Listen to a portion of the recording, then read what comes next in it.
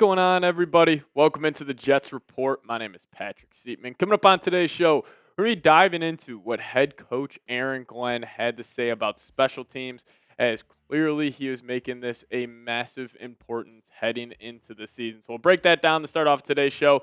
Then on the second half of today's show, I think Malachi Corley could have a massive season for the New York Jets. So I'll explain my thoughts on why here in a little bit, but also Corley rocking that number 6 jersey this season. I will say single-digit numbers on super fast, versatile wide receivers just hit a little different. So I like the jersey number change for Corley here. But before we dive into it, a little updated look here at a race to 10,000 subscriber battle with the Packers Report channel here at Chat Sports.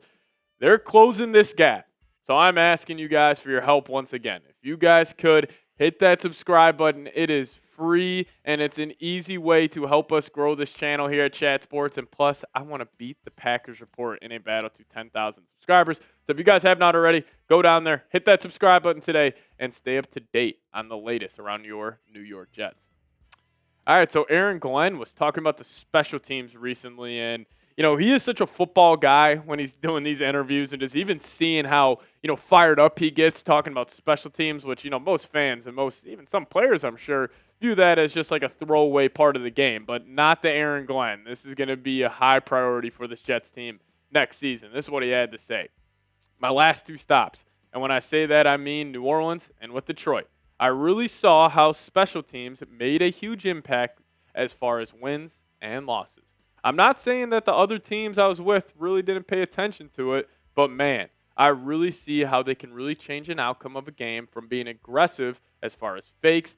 That's what we did in Detroit quite a bit. And having a dynamic returner that can fill that position for you. And obviously I was thinking about a couple of guys who Aaron Glenn could be talking about here, but I think Arian Smith, and this could be Malachi Corley as well, but I think Arian Smith will be used on special teams from day one. And that's going to be a big thing we should watch during the preseason. Like, who is that number 1 punt returner? Who is that number 1 kick returner? I think Arian Smith will definitely be in competition to be the lead guy in both those positions.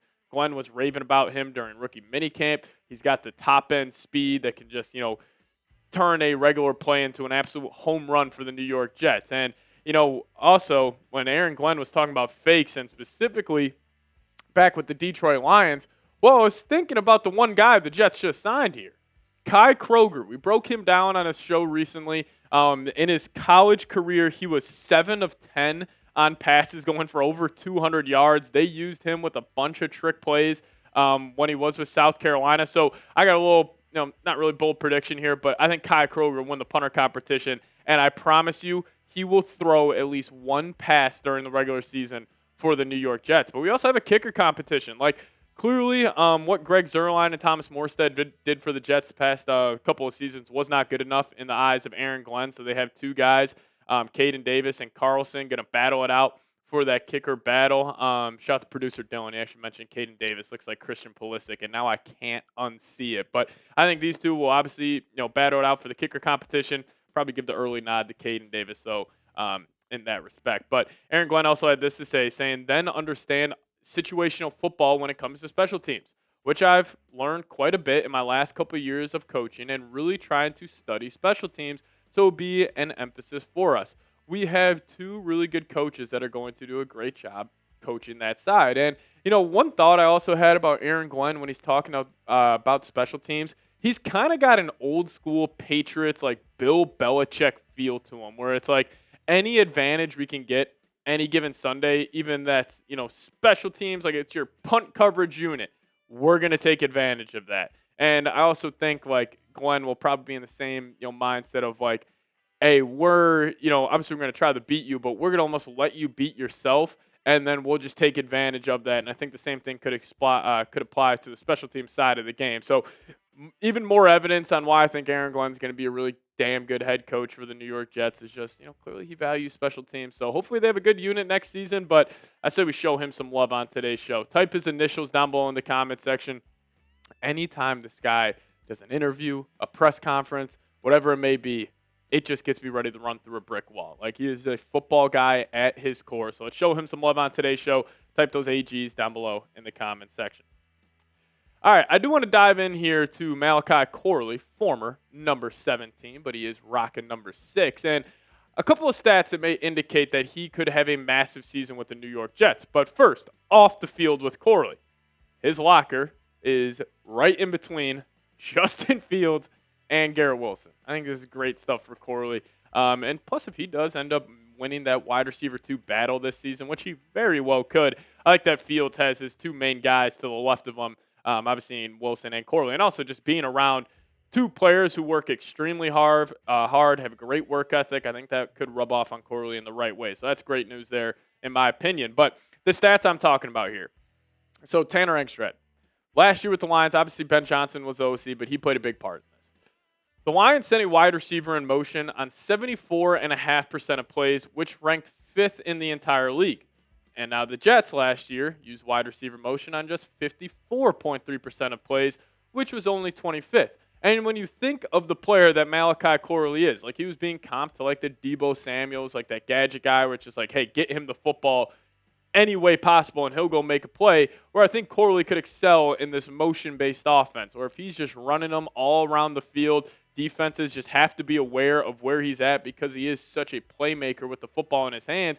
I think having him in motion and just having that more modernized, NFL offense could be huge for Corley. And, I think Corley and Jameson Williams are a little different in terms of just the style of receivers they are, but they are similar in 3 specific actions. I think it's like the jet sweep plays, like the end arounds, or it's like an orbit motion where he's running behind the quarterback and you just throw it out to him and he just has open space and he just has to make a couple guys miss and it could potentially go to the house. But also the RPO game, which I think the Jets will use a lot more with Justin Fields. He should be able to excel in that front.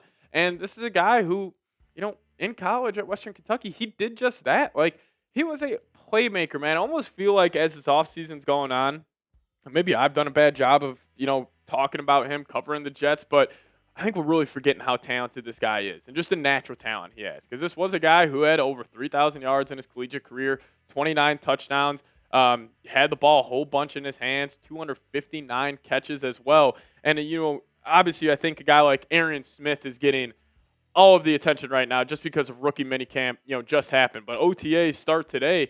And I think we're going to see a lot of reports that are coming out where it's like, oh, Corley's set to have that breakout season. He's looking fast. He's looking dynamic.